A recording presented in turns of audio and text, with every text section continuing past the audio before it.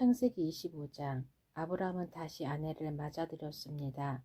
아브라함의 새 아내의 이름은 그두라입니다. 그두라는 실므랑과 욕상과 무당과 미디안과 이스박과 수아를 낳았습니다. 욕사는 스바와 드단의 아버지입니다. 드단의 자손은 아시리아 백성과 르두시 백성과 르훔미 백성입니다. 미단의 아들은 에바와 에벨과 하녹과 아비다와 엘다하입니다. 이들은 모두 그두라의 자손입니다. 아브라함은 자기 재산을 모두 이삭에게 주었습니다. 하지만 죽기 전에 다른 아내들에게서 얻은 아들들에게도 선물을 주었습니다. 아브라함은 그 아들들을 동쪽으로 보내어 이삭과 멀리 떨어져 살게 했습니다. 아브라함은 175살까지 살았습니다. 아브라함은 오랫동안 평안히 살다가 숨을 거두어 자기 조상들에게로 돌아갔습니다. 아브라함의 아들 이삭과 이스마엘은 아브라함을 막벨라 동굴에 장사 지냈습니다. 이 동굴은 마므레 동쪽 에브론의 밭에 있었습니다. 에브론은 햇사람 소알의 아들이었습니다. 그 밭은 아브라함이 햇사람들에게서 산 밭이었습니다. 아브라함은 그곳에 아내 사라와 함께 묻혔습니다. 아브라함이 죽은 뒤에 하나님께서는 그의 아들 이삭에게 복을 주셨습니다. 이삭은 그때 부엘라 헤로이 근처에 살고 있었습니다. 아브라함의 아들 이스마엘의 자손들은 이러합니다. 이스마엘의 어머니는 사라의 이집트인 여종이었던 하갈입니다. 이스마엘의 아들들의 이름은 태어난 순서에 따르면 다음과 같습니다. 이스마엘의 맏아들은 느바요시고 그 아래에는 게달, 아브엘, 밉삼, 미스마, 두마, 마사, 하닷, 데마, 여두, 나베스, 게드마입니다. 이것은 이스마엘의 아들들 이름이며 또한 여러 마을에 사는 종족들의 12조상의 이름입니다. 이스마엘은 137살까지 살다가 숨을 거두어 조상들에게로 돌아갔습니다. 이스마엘의 자손들은 하일라와 술 사이에서 살았습니다. 술은 이집트의 동쪽 아시리아로 가는 길에 있었습니다. 이스마엘의 자손들은 다른 형제들의 맞은편에 마주대하여 살았습니다. 아브라함의 아들 이삭의 자손은 이러합니다. 이삭의 아버지는 아브라함입니다. 이삭은 40살에 리브가와 결혼했습니다. 리브가는 밧단 아람에서 왔습니다. 리브가는 부두엘의 딸이자 아람 사람 라반의 누이입니다. 이삭의 아내는 아이를 낳지 못했습니다. 그래서 이삭이 아내를 위해 여호와께 기도드리니 여호와께서 이삭의 기도를 들어주셨으므로 리브가가 임신을 하게 되었습니다. 그런데 리브가의 뱃속에 있는 아기들이 서로 다투었습니다. 리브가는 어찌하여 내게 이런 일이 일어났는가 라고 생각하며 여호와께 나아가 여쭈었습니다. 여호와께서 리브가에게 말씀하셨습니다. 두 나라가 내 몸 안에 있다. 두 백성이 내 몸에서 나누어질 것이다. 한 백성이 다른 백성보다 강하고 형이 동생을 섬길 것이다. 아이를 낳을 때가 되자 리브가는 쌍둥이를 낳았습니다. 먼저 낳은 아이는 몸이 붉고 그 피부가 마치 털옷 같았습니다. 그래서 그 아이 이름을 에서라고 지었습니다. 나중에 낳은 아이는 에서의 발꿈치를 붙잡고 있었으므로 그 아이 이름을 야곱이라고 지었습니다.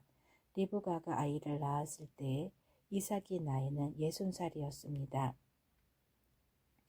아이들이 자라 에서는 뛰어난 사냥꾼이 되었습니다. 그는 들판에 나가는 것을 좋아했습니다. 그러나 야곱은 조용한 사람이었으므로 장막에 머물러 있는 것을 좋아했습니다. 이삭은 에서가 잡아오는 들짐승 요리를 좋아했기 때문에 에서를 사랑했습니다. 그러나 리브가는 야곱을 사랑했습니다. 어느 날 야곱이 죽을 끓이고 있을 때 에서가 들판에서 사냥을 하고 돌아왔습니다. 에서는 몹시 배가 고파서 야곱에게 말했습니다. 그 붉은 죽을 좀 다오. 내가 배가 고프구나. 이것 때문에 에서는 붉은이라는 뜻에서 에돔이라고 불리게 되었습니다. 그러자 야곱이 말했습니다. 먼저 나에게 맏아들의 권리를 파세요. 에서가 말했습니다. 배가 고파 죽겠는데 그까진 맏아들의 권리가 무슨 소용이냐. 야곱이 다시 말했습니다. 그렇다면 그 권리를 나에게 주겠다고 약속하세요. 에서는 야곱에게 약속을 했습니다. 이렇게 에서는 맏아들의 권리를 야곱에게 팔았습니다. 그러자 야곱이 에서에게 빵과 죽을 주었습니다. 에서는 그것을 먹고 마신 다음에 자리에서 일어났습니다. 이처럼 에서는 맏아들의 권리를 대수롭지 않게 여겼습니다. 창세기 26장. 아브라함 때에 있었던 것과 같은 기근이 또다시 찾아들었습니다. 그래서 이삭은 그랄 마을의 블레셋 왕 아비멜렉을 찾아갔습니다. 그때 여호와께서 이삭에게 나타나셔서 말씀하셨습니다. 이집트로 내려가지 말고 내가 너에게 일러주는 땅에서 살아라. 이 땅에 머물러라. 내가 너와 함께하고 너에게 복을 주며 내가 너와 내 자손에게 이 땅을 주어 내가 내 아버지 아브라함과 세운 언약을 지키겠다. 내가 너에게 하늘의 별처럼 많은 자손을 주고 이 모든 땅을 내 자손들에게 주겠다. 그들을 통해 땅 위의 모든 나라들이 복을 받을 것이다.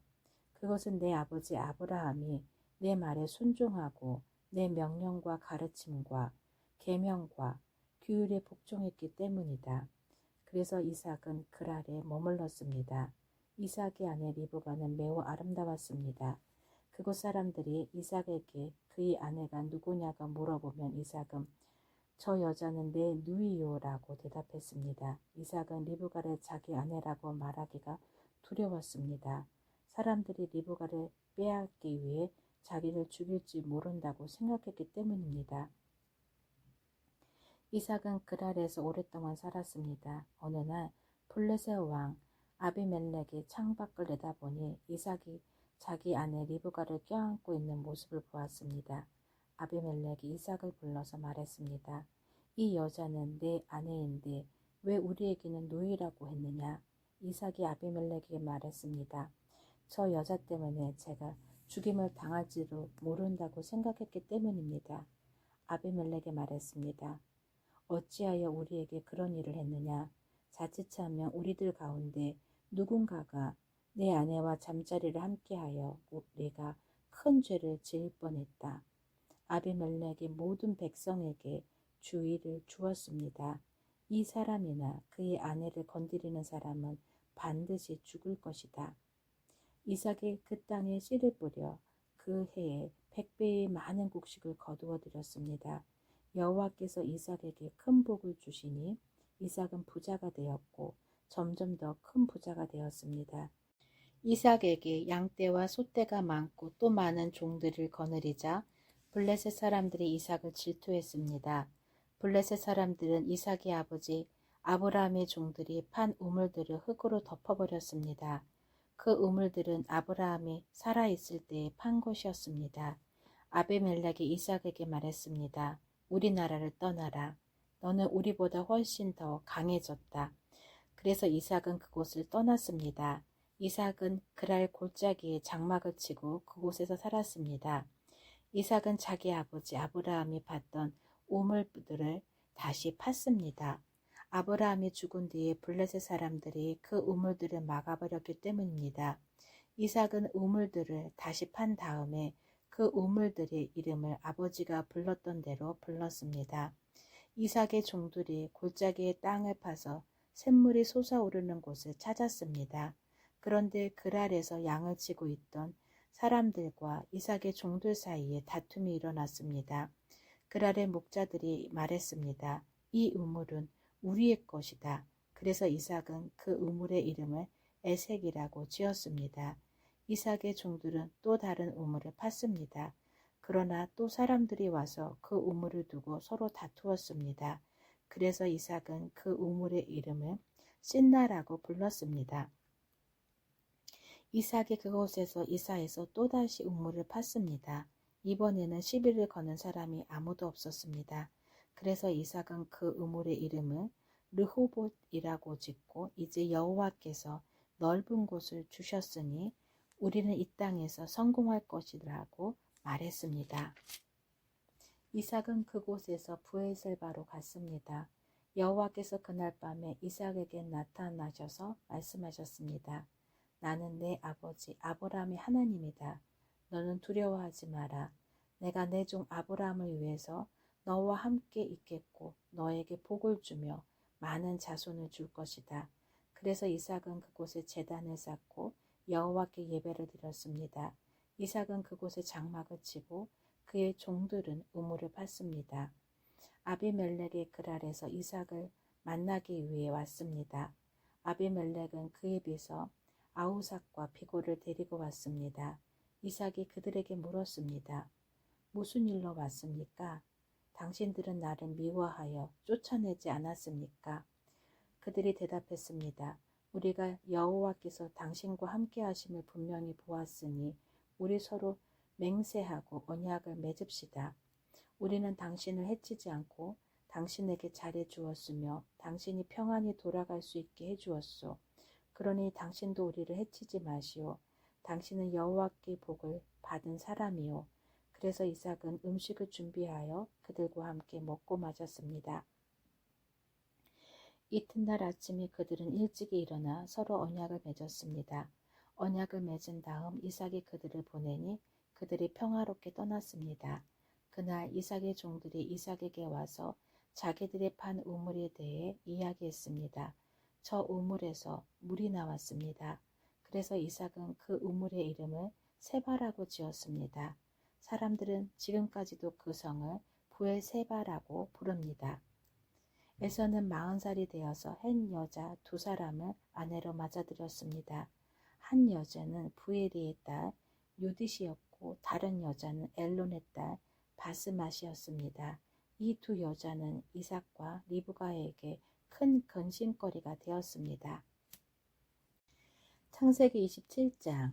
이삭이 늙어 눈이 어두워져 앞이 잘 안 보이게 되었습니다. 어느 날 이삭이 맏아들 에서를 불렀습니다. 내 아들아. 에서가 대답했습니다. 예, 제가 여기 있습니다. 이삭이 말했습니다. 나는 이제 늙어서 언제 죽을지 모르겠다. 너는 내 사냥기구인 활과 화살통을 가지고 들판에 나가 사냥을 해서 내가 좋아하는 맛있는 요리를 해다오. 죽기 전에 내가 해주는 음식을 먹고 너에게 복을 빌어주마. 그래서 에서는 사냥을 하러 들판으로 나갔습니다. 리브가는 이삭이 아들 에서에게 한 말을 엿들었습니다. 그리고는 자기 아들 야곱에게 말했습니다. 내 아버지가 내 형 에서에게 하는 말을 내가 들었다. 내 아버지는 짐승을 잡아서 맛있는 요리를 해다오. 내가 죽기 전에 내가 해주는 음식을 먹고 너에게 복을 빌어주마 라고 말씀하시더구나. 그러니 내 아들아, 내 말을 잘 듣고 내 말대로 하렴. 너는 염소떼가 있는 곳으로 가서 아주 좋은 새끼 염소 2마리를 잡아오너라. 내가 그것으로 내 아버지가 좋아하시는 요리를 해놓겠다. 그러면 내가 그 음식을 가져다가 아버지께 드려라. 그러면 아버지가 돌아가시기 전에 너에게 복을 빌어주실 게다. 그러자 야곱이 어머니 리브가에게 말했습니다. 내 형 에서는 털이 많은데 나는 살결이 부드럽습니다. 만약 아버지가 나를 만지실 때에 내가 속이는 자처럼 되면 아버지가 내게 복을 주시기는커녕 오히려 아버지를 속이려 한 나를 저주하실 것입니다.